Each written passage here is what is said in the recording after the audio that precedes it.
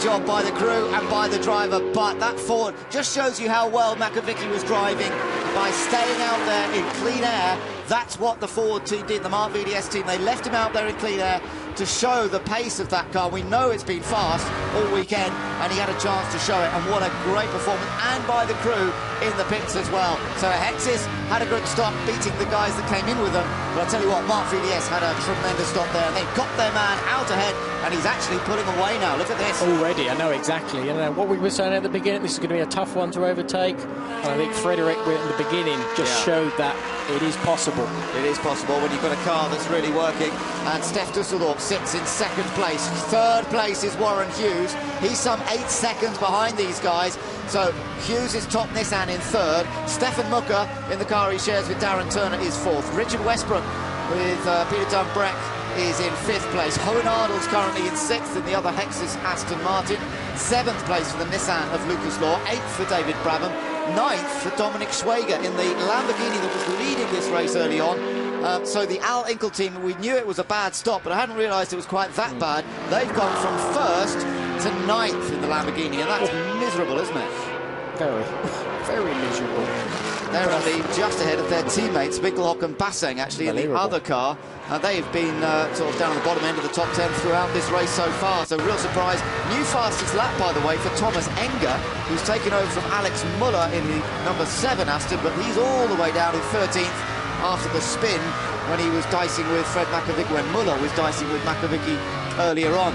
Well, draw breath time. I mean, things are beginning to settle down now, but you have to say, great performance by Mark VDS. They got him out ahead, but look how tight this was. Oh, yeah, wonderful. But again, just perfect. You know, the speed that car has shown, the slickness of those pit stops as well. There you go, a nice bit of celebration in the pits, because they've done a cracking job being able to do that. Going back to the Al Winkel car, that had a problem in the pit stop. It seemed to be the left rear tyre, so they wasted time, or lost time, because they were having problems getting those tyres on, and down to ninth after all that hard work. There's a bit of praying going on down there, because there's still quite a long way to go in this race. 24 minutes to go. Let's go down to the pits, hear from the man who won last time out at Portimao, now running 7th, Michael Crum. Michael, can you explain what happened at the pit stop? I heard you getting quite angry at the Al Inkel team.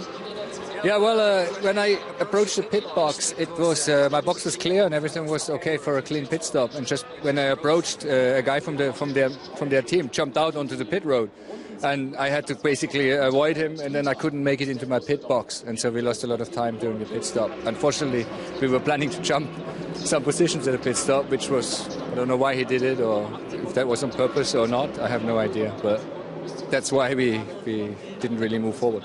Thank you. So it was Michael Crum, sorry, my mistake there. Michael Crum, who was very unhappy about what was going on down there, and now we understand why, because there was someone in his way and he basically had to miss his pit box to do that. So, interesting.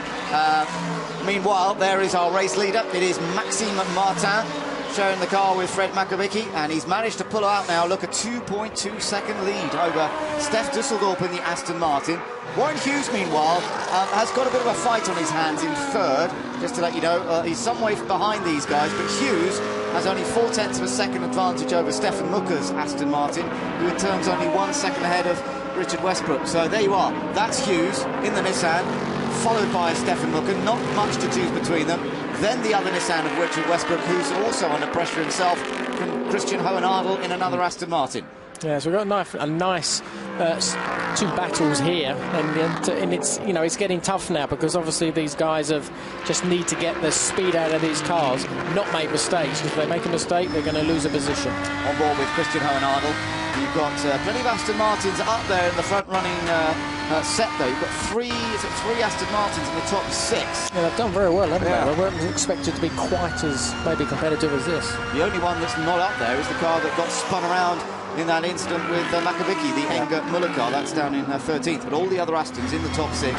This is the 6th place car, still chasing after Richard Westbrook. Westbrook knows how important it is to get useful points here today, and probably more important than the points, because you don't get many points in the qualifying race.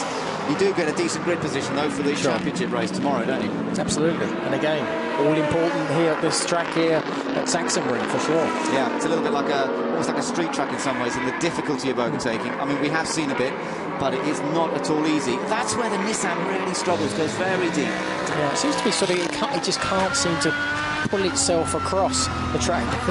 Bit of oversteer there on the entry of that Aston Martin, but generally they seem to have a pretty good race balance, it seems. Oh, and off goes one of the Lamborghinis, and I think that is the Max Nielsen car. Let's just check. Off he's gone into the gravel trap through one of the fast left-handers, and the marshals getting themselves well out of the way. Not too much danger yet. It's Max Nielsen in his Lamborghini, so he was running towards the back anyway, but sadly, a bit of damage done to that car. Back on board with Hohenadel, down the dip, back up slightly towards the left-hander. Reminds me of a sort of reverse version of the Hawthorne corner at Brands Hatch Grand Prix circuit, that one. And then up towards this last bend, which climbed quite steeply.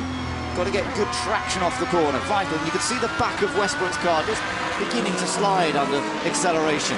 Yeah, well, I think that Nissan's got a lot of torque in that engine, and I think it's quite difficult to get that torque actually onto the road. So here's a move, Dominic Schwager down the inside of the Nissan of Lucas Law, and overtaking's possible, can be done.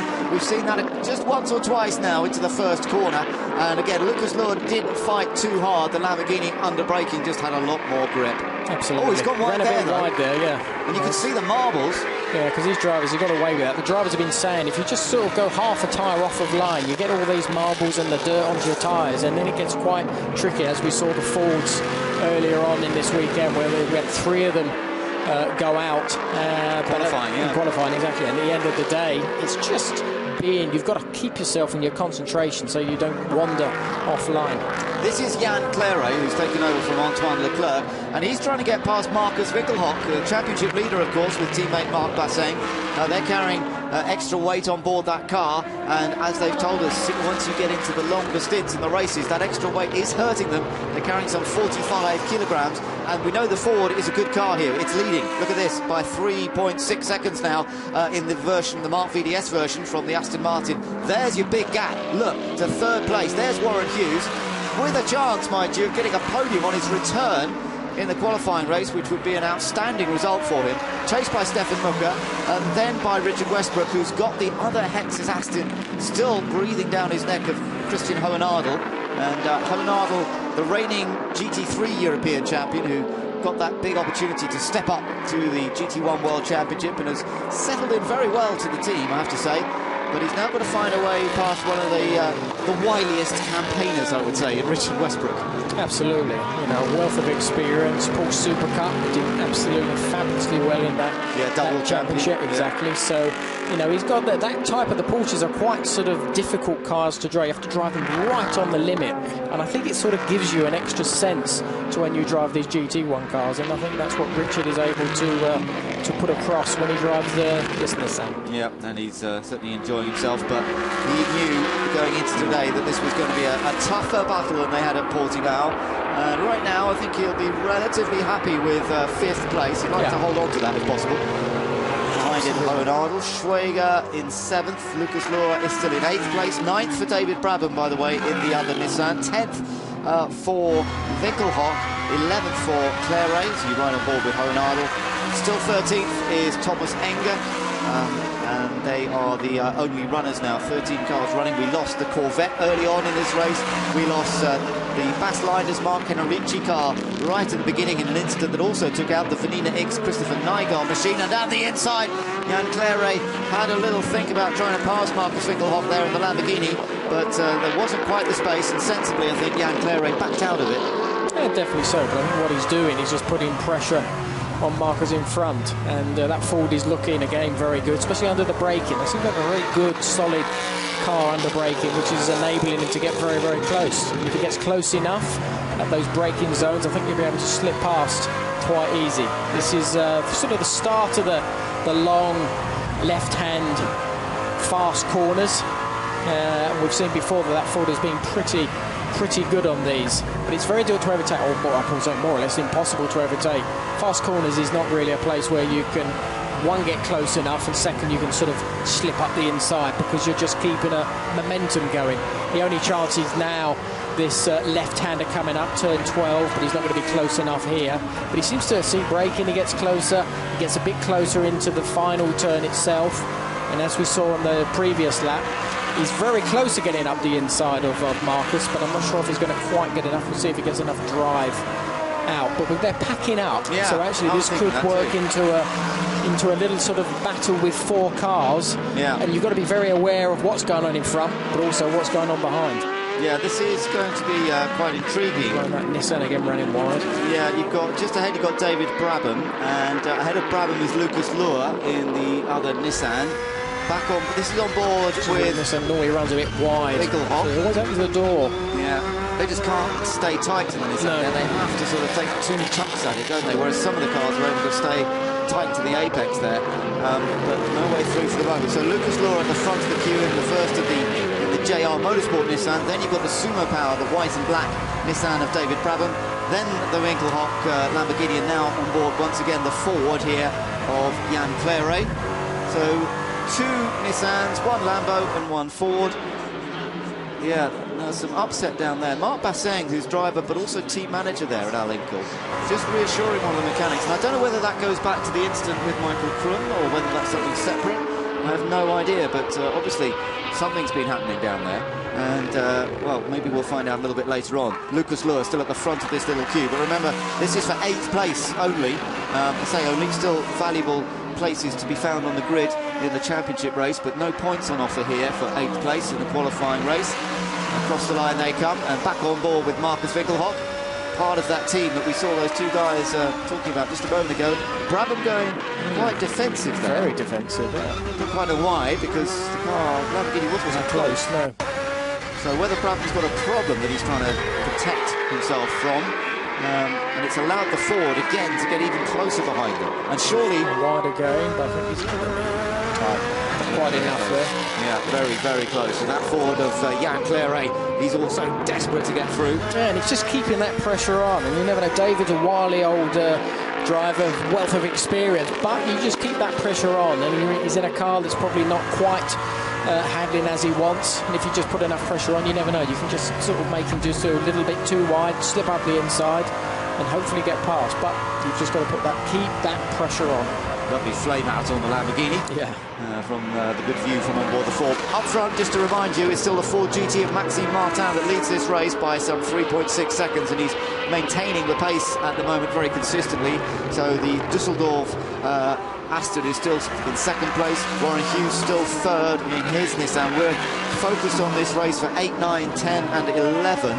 Because this is where most of the action is. You're on board again. A bit of a slide. Didn't quite get on the power very good there, so he's close enough. Is he going to get up the inside? It's going to take a bit of a lunge if he's to do it. No. And in fact, the Lamborghini covers the inside. It does.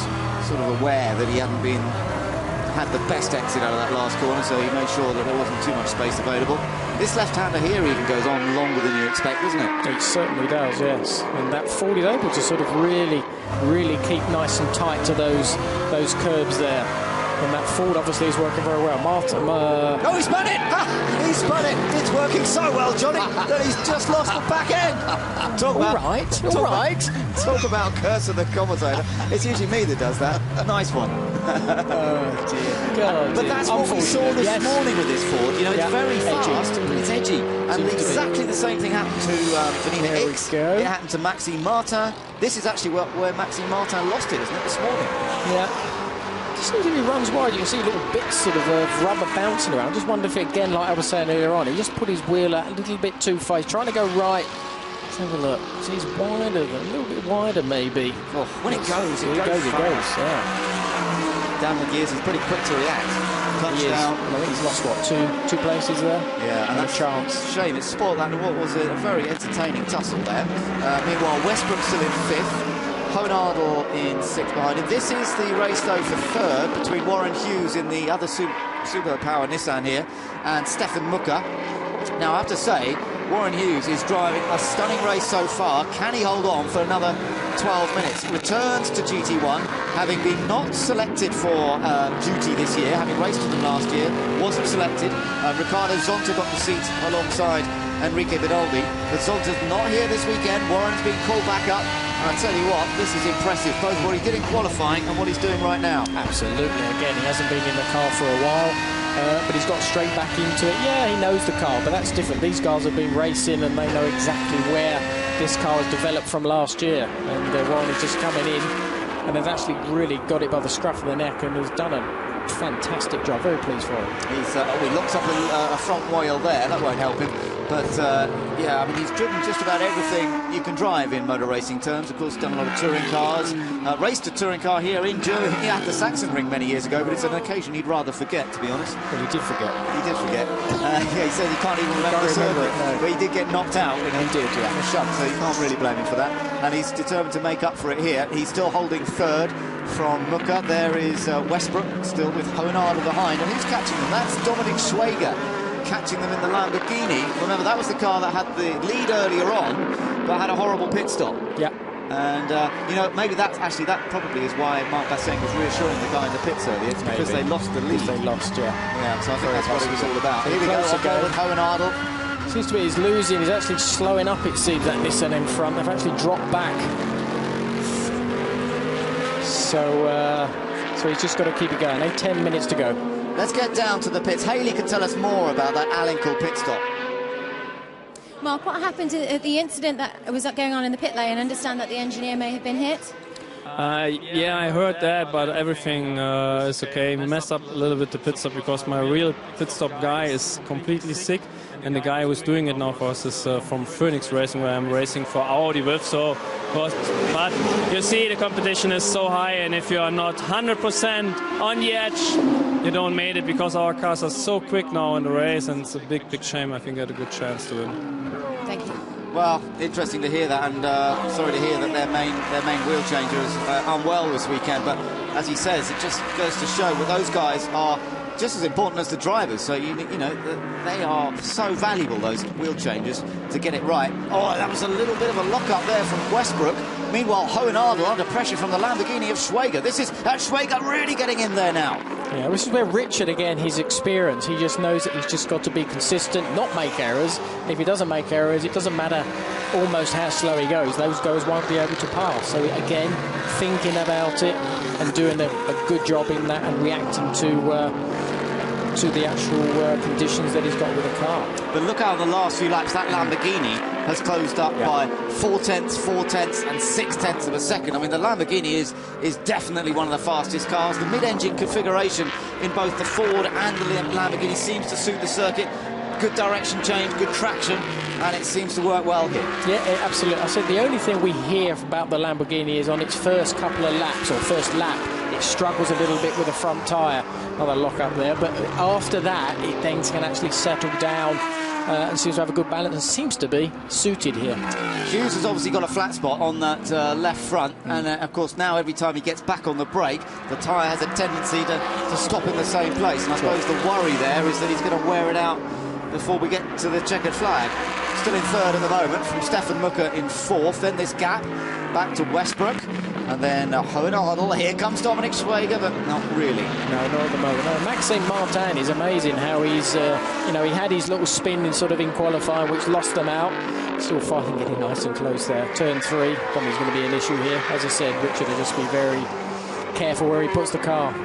Yeah. But Maxime, he's probably half a second to 8 tenths of a second quicker per lap, so he's just extending that lead quite comfortably. Yeah, it's up to 5.6 seconds the lead now, so that's a massive margin. Considering where they started. Yeah, particularly considering he must be looking after the tyres now, not really pushing that hard. Yep. So that just shows you how quick the Ford is. Back on board with the Aston Martin here of Hohenadel, tucked in behind Westbrook. Remember, they're racing for 5th place here, and it looks as though that Hohenadel's definitely got a quicker car, but he's got to find a way through. Now, does Warren Hughes lock up this time? No, he doesn't this time. First time in 3 laps. He's managed to look after that front tyre a little bit more, but difficult when you've got that kind of flat spot like that.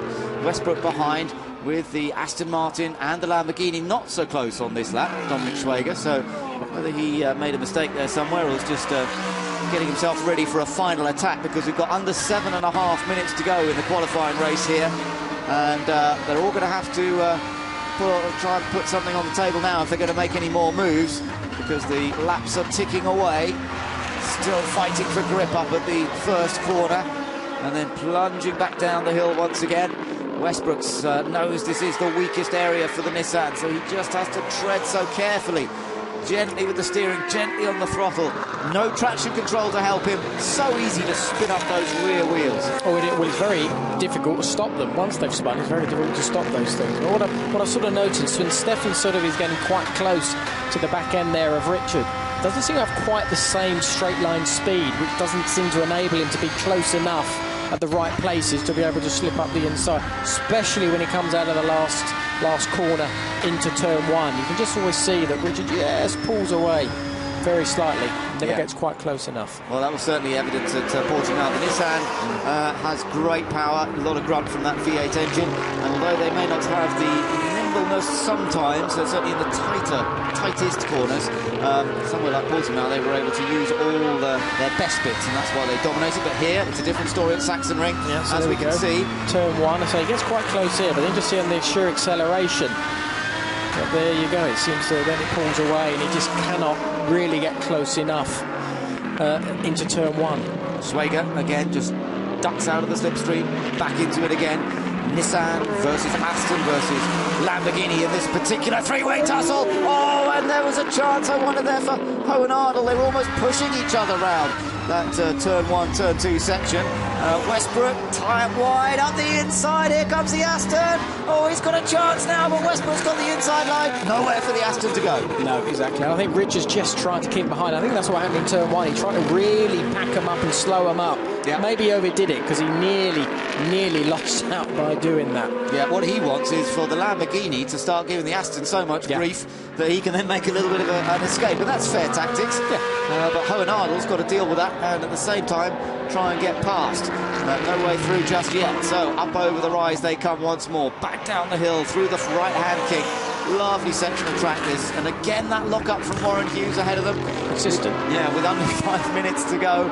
Westbrook from Ho and Ardle and Dominic Schwager, the early race leader, remember, that number 37 Lamborghini. Until the horrible pit stop that they suffered, they've still got a chance of getting a point out of this race. Only down to 6th place, though, that you get a point in the qualifying race at the moment.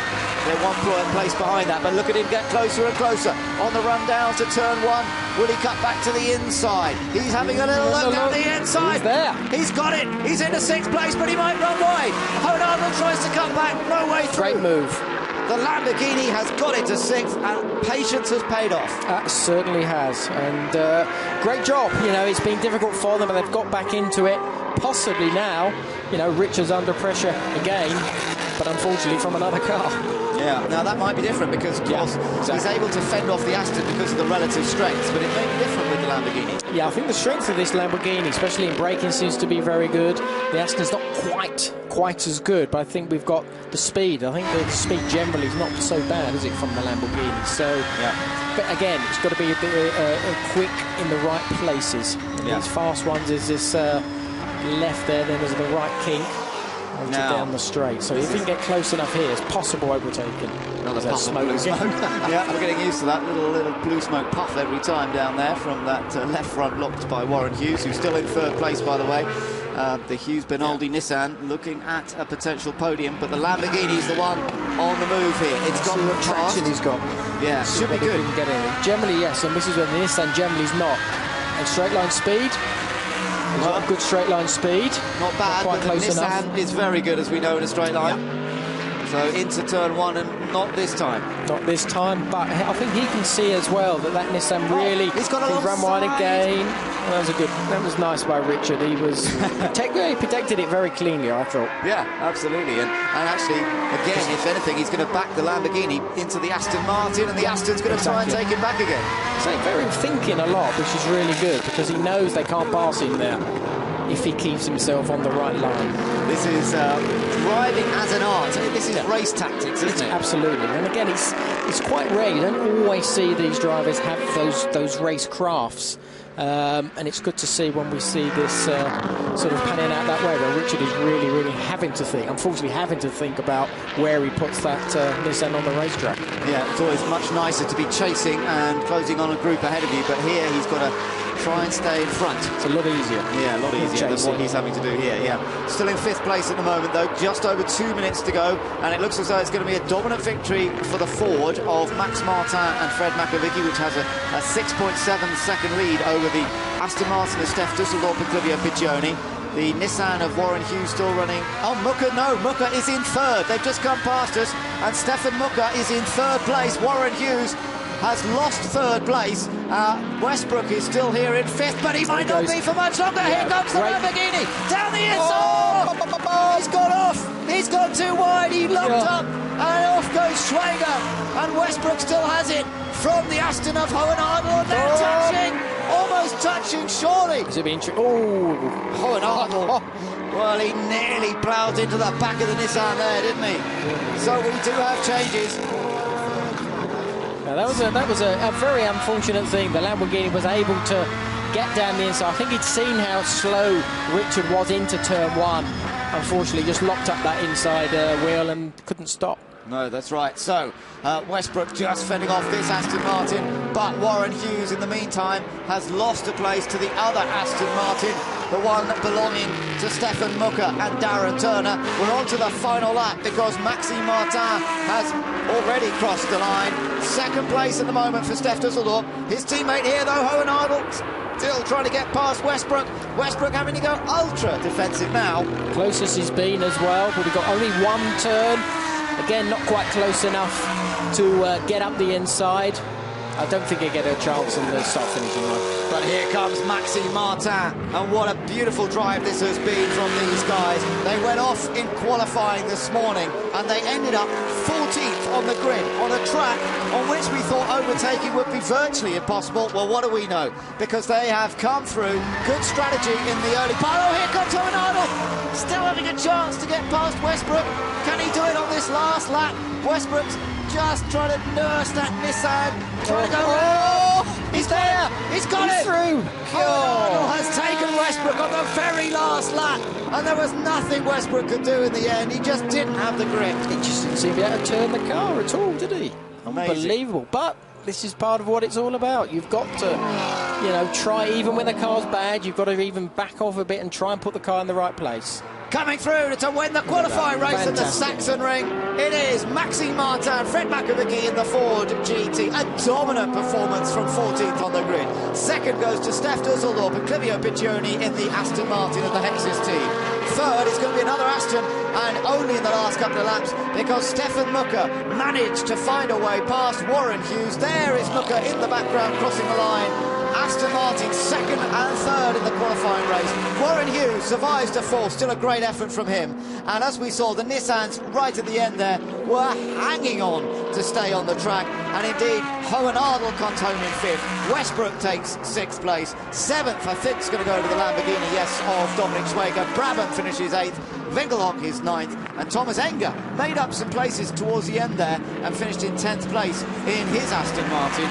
But my goodness, what drama right to the end in those other little races that were going on. But no dramas at all for Maxime Martin. Not once they got in front after the pit stop. That Ford just looked the class of the field, Johnny. Well, it looked sweet, didn't it? It just seemed to have everything. It seemed to have a great front end, he had a great rear end, and it just was able to just, early on in the race anyway, blast past people quite comfortably, which was nice. Then once it got in the lead, the consistency, as I said, it was like half a second to 0.8 of a second per lap. It's amazing. So Maxime Martin there, redressing the balance after his falling off this morning in qualifying. I'm sure he wasn't too impressed with himself for that, and I bet he will apologise to the team. Well, he's more than made up for it, I think. Yeah, I think so. And again, some of the drivers, sometimes that pressure as they see the lead car go over the line, and it's good to see that he's just put that to the back of his mind and done a cracking race. Yeah, Fred Makovicky and the guys there celebrating as he went over the line. in that win, which was by 6.6 seconds in the end, and he wasn't pushing hard in the latter few laps. So that's a very, very impressive margin. But the fastest lap of the race, interestingly, went to Thomas Enger on lap 22, a 1:19.8 clear air after the pit stop. So good effort that by Thomas, showing that he had pace. And as I say, Thomas went from 13th at one point to finish in 10th. So if they hadn't been spun out, ironically, by this car, if you remember, when Makovicky was driving it. And also, interestingly, the race director decided that it was a racing incident and didn't take any further action. If that had been called differently, well, it could have been another story. Another story. So into the pits comes the race-winning car then. It's the second time this car has won a qualifying race this year, but they haven't won a championship race, and that's where the big points are on offer. They do win 8 points by taking the success in this race, but tomorrow, of course, there's 25 points on offer for the victory. Well done to the Hexis pairing of Dusseldorf and Clivia Piccioni, and the other Aston Martin, the young driver team, the German-based team. They've got their car home third here. Look at that. Maxime Martin and Fred Makovicky. They got split apart last weekend because Fred was off racing somewhere else. I think Maxime's very happy that the relationship has been restored for the weekend. It certainly has. I think that was a great for them. It's a very good thing for them for the coming race. Steph Dusseldorf, a lovely job by him. And I tell you what, the Hexis team got him out in front. He put in some very quick laps, but by leaving Makovicky out in that pit stop phase, that was how Marc VDS won this race. You know, that was clever strategy. They left him out there when everyone else was stopping, and the clear run that Makovicky was able to enjoy at that point, those key laps, was how they built their margin. Absolutely, and again, we saw the pace sort of in the first part of qualifying, then we never was able to see it again. And I think that was just the perfect style to do it in. You had an opportunity, they grabbed it by the scruff of their neck, they put those lap times together, as you say, Ben, and that gave them the race. Yeah, well deserved. Yeah. So there you are, Maxime Martin on the right, the Belgian, and Fred Makovicky, the Frenchman, with a Polish name, as he was telling us yesterday. He has Polish family who he never really gets to see. His immediate family come from the northern part of France, although he lives in Paris, but very aware of his Polish roots. But he's a very experienced driver nowadays, 30 years old, and he races all over the place in different GT championships. He's got an incredibly busy programme this year. I mean, he's racing virtually every weekend, I think, throughout the summer. Yeah, which is nice. It's nice for these guys to be able to do that in a sort of different variants of cars, and it's good experience. He may be 30, but it's still a good experience to have. Yeah, he raced for Hexis last year and won the last race of the year. There's Steph Dusseldorf getting congratulated for a fine second place there with Clivia Piccioni. And it's a real return to form for those guys, because they won the championship race in Abu Dhabi. Zolder was sort of middling, and then last time Portimao was really a bit horrible for them. They got involved in a couple of first lap accidents, which weren't really their fault, but you know, it happens. But now they're really back on it again, which is lovely to see. And the Marc VDS team, well, for Mark van der Straten and the guys, it's really been a superb day. Okay, they lost their other car on the first lap, if you remember. Sure. So not totally superb. They could have had it better with Mark Kenerici and Bas Leinders, but more than made up for, I suppose, by winning with Martin Makovicky. Yeah, absolutely. And again, it wasn't their fault they got taken out. It wasn't as if they caused it. They were unfortunate taken out, and then got that impact on the side, which stopped them completely. Okay, let's go down to the pits now and hear from our race winners. Congratulations, Maxime. Once again, the Ford GT delivered here in the Sachsenring. Yeah, after a very bad qualifying, we started quite far, and Fred did an amazing job. So it's really nice, and the pit stop was really good. So we can win this first race, and we hope to be as good as tomorrow. And it was so good to watch you out on track today, Fred. How was it for you in the Ford? Yeah, it shows that we are really fast on this track. After a start a little bit difficult, I can come back. And the guy doing really good pit stop, and Max finished the job. It's perfect for us after the start of the championship, a little bit difficult. Thank you, guys. Big smile there from Fred Makovicky. And I bet Maxime Martin, when he had that Aston bearing down on him after the pit stop, and he came up to this section of track where he spun off this morning, he must have been thinking, don't lose it now, don't lose it now. That I'm sure. And he didn't. He didn't. He learned from that experience. Yeah. OK, let's go and hear from the guys who finished second. Another good performance from Steph Dusseldorf and Clivia Piccioni. What a performance, Steph. Congratulations. Yeah, thank you. Beautiful result.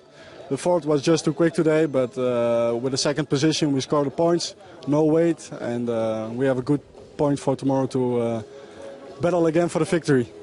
And Clivio, once again, you must have had the best pit stop in the pit lane. I don't think it was the best. We had a bit of a problem, but it was quick enough to be out in the lead, but not quick enough to stay in front of the Ford. So tomorrow we'll give it maximum. Thank you, guys. Yeah, it was quick enough to beat the other guys they came in with. It didn't get them out ahead of Makovic, but I don't think it would have done. I'm not sure it would have done because that Makovic car had so much pace on the track, didn't it? So I think Hexis still did a pretty blinding job on their pit stop. And another great result for Stefan Mucker and Darren Turner. They came home third in the young driver Aston Martin. Congratulations, Stefan. It was certainly some fantastic racing out there. How was it fighting through the pack? Yeah, it was quite interesting. Nissan was very strong on straights and also quite good in the fast corners. We were catching up a little bit in slow corners, so it was difficult to overtake. I managed it 2 laps before the end of the race. Nice move, and he was also fair. So it was good racing out there, and I mean, third place, very good for tomorrow. And Darren, you were buzzing when we spoke to you after qualifying. How are you feeling now? That wasn't as sort of exciting for me in the race. I mean, I just kept myself out of trouble, and towards the end of the stint, it looked like we were all sort of bunching up, and the lap in was quite slow. So I think that's what sort of meant that we were out of sync with everyone else when they pitted a bit later. So we were lucky to get third. Stefan did a good job, got past obviously the Nissan, and now at least we were on the inside for the next start, and hopefully we can pick up some points tomorrow. Stefan, you will be starting from the second row, which is definitely what you need going into that first corner here. Yes, definitely, and also it's we are on the inside, which is always good. We have seen it's quite difficult, and it's also very dirty there, but I think we will be all right for tomorrow. Thank you, guys. Yeah, we saw one incident, of course, at that first corner, but thankfully not too much drama. And why? Just explain to us, Johnny, why do they like being on the inside? Well, it's just a bit easier because obviously you want to protect, and it's much harder for these guys to go around the outside. So obviously if you protect on the inside, it's a lot easier. But like they just said, it's more difficult a little bit sometimes because it's a little bit more dirtier. When it's dirtier, it's very difficult to stop the car, but it just makes it more difficult for the other guys. Mark van der Straten, the team boss, he's a keen photographer, so he's been busy making the most of a very successful day in the qualifying race here. Let's confirm the result then. It is a win for Ford, as they did in the Abu Dhabi qualifying race. Martin and Makovic take victory from Aston Martins of Piccioni and Dusseldorf, and behind them Stefan Mucker and Darren Turner. Then the first of the Nissans, which was driven by Warren Hughes and Enrique Bernoldi, so still a great return to the series.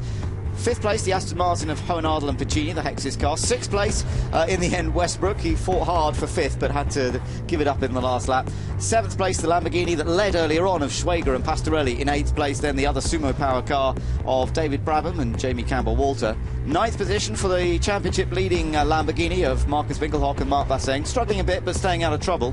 10th place for the Enger Muller Aston, which suffered a spin, got knocked into a spin earlier on. Luhr and Krum, winners last time out, but only 11th here today. 12th place for Wendlinger and Cox, who started at the very back of the grid for this one. 13th place for the Belgian Racing Ford of Leclerc and Claret. 14th place for Max Nielsen and Jiri Janak, but they went out, classified 16th, but also out of the race, Hazemans and Katzberg. So let's go and see what Mark van der Straten can say about this. It's going to be translated by Vanina X for us. Let's go to Haley. Congratulations, Mr. van der Straten. You must be proud of the team today. Félicitations, vous devez être fiers de l'équipe aujourd'hui. L'émotion me touche énormément. A big emotion, of course. C'est vrai que quand on voit les choses se passer comme ça, ça fait gros chaud au cœur. It's very good for the heart when you see things happening like this. Et une fois de plus, on constate que toute la famille est très unie. The big family is united. One more time. Et qu'une fois de plus aussi, si la famille est très réunie, les pilotes ont vraiment des outils pour faire de belles choses. And once more, the drivers have the tools to do good things. Vanina n'a peut-être pas réussi aujourd'hui, mais le fera demain, on en est certain. I didn't succeed today, but tomorrow's another day. Et aussi, il faut constater quand même le retour de Mako et de choses. It's great to have Maxime and Frédéric back on the podium. revenir de tellement loin. Et là, bon, ben, c'était imparable et c'est formidable pour nous. Ça met It's du just baume au cœur. wonderful. Brilliant. Thank you, guys, and I wish you luck tomorrow, Vanina. Thank you. Thank you. Thanks, Vanina. Doing an excellent job. She could take that up as a day job, do translations as well as her job in the car. Let's see what it means in terms of the points. Basseng and Winkelholt didn't score any there, but they still lead the championship. But Düsseldorf and Piccioni did score some points, so that puts them back into second place. And in fact, Krum and Luhr, who were in second, have been demoted further there by Stefan Mucker and Darren Turner, who are still very threatening in there. They're in third. So top Nissan is the Krum-Luhr car, then Honard and Piccini, they've moved up too. But some of those that didn't score here, and they need to do something tomorrow. Thomas Enger and Alex Muller, of course, they were fast. Maxime Martin now on 27 points. Remember, he's on 1 point more than teammate Makabicki because they weren't together last time out at Portimao. And just looking further on down the points table there, Enrique Bernoldi getting some points here today, courtesy of the work that both he and Warren Hughes did. So that's the team situation now. Hexis are in front. They were only 1 point ahead before that race. They've now opened it up again slightly, 6 points ahead of JR Motorsports. Then Young Driver third, a point behind. Also close, Al Inkel. Mark VDS, a much better day for them, so they've got themselves up the order slightly ahead of Swiss Racing Team, Sumo Power and Belgian Racing. So an excellent qualifying race, certainly from the Mark VDS team. Let's take another look at the start of that race, Johnny. Of course, while it was good for Ford in the end, it didn't start very well for Ford this race, No, it didn't. No, not at all, no. You see that yellow, you just see that yellow car there, and you can see wiggle there, bit of a lock-up, still wiggling. It just taps the back of that Ford, which just puts it into a spin. There you go. And then, unfortunately, the teammate of the other GT40 then slams into the side of that. So it was just horrible. This is the situation with all these starts, as we see it once again. Is the tyres are still a little bit cold. All the drivers are really wanting to do the best start that they possibly can, and you just overstep that mark. And again, you'll see it again. There you go. There's the first sort of wiggle, the puff of smoke. And then it's literally impossible to stop the car because your braking zone is actually gone completely different. You see all the other cars. Yeah, including Fred Makavicki, who went around the outside. I mean, he could easily have got taken out in that. Oh, himself, absolutely, yeah. So we could have ended up with 3 Fords off in one place, but thankfully that didn't happen. But well, you remember that Belgian Racing is actually a sister team to the Mark VDS team. Exactly. You know, it really wasn't a great start to the day for them, but thankfully things turned around. Yeah. And Makavicki and Martin were able to convert it into a race victory, despite having been right at the back, as you saw there, where they came round. They only just avoided that incident themselves. So it all turned around from the point of view of the Ford GT team. Aston Martins went well throughout. Let's take a little look back over the highlights of today's race.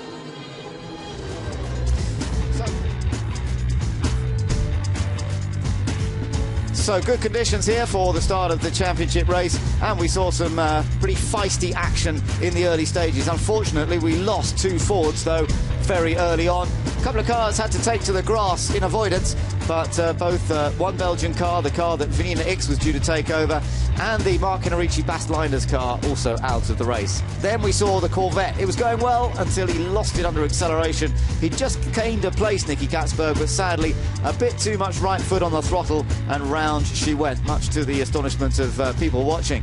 But Fred Makavicki was definitely the guy to watch on board the Ford GT. In the early stages of the race, he was beginning to pick them off one by one and beginning to get that Ford into a potential challenging position. Lamborghinis, well, they were variable depending on which team you were with. Mike Hasemans, of course, never got to drive his Corvette after the spin that Nicky Katzberg suffered, and there another view of how that went wrong for Nicky Katzberg. So this was the move that Makavicki made on the number 7 Aston of Alex Muller, but that was deemed to be a racing incident as he tried to get alongside the Aston, and the race director felt that was okay. Maxime Martin applauding his teammate, and meanwhile this was the Hexis Aston Martin on a charge. We got to the pit stops then, crucial round of pit stops, and the Hexis Aston Martin came in the middle of that group, but Michael Krum was not very happy about what Al Inkel had been doing, getting what he felt was in his way. After those pit stops, well, we saw Fred Makavicki making a later stop than everyone else. It was at this point that Makavicki was lapping very, very quickly, and really that was where he set up the race victory. This was a spin for the number 10 Ford, just getting out of shape. We saw that a couple of times, not so easy when they're right on the edge. but the Hexis cars, the Aston Martins, were flying throughout. Couldn't quite fend off that Ford after the pit stops, and it was victory for the number 41 car of Fred Makovic and Max Martin. They took the victory here today, but can they do it again in the championship race tomorrow? I hope you'll join us then to find out. For now, from Sachsenring, goodbye.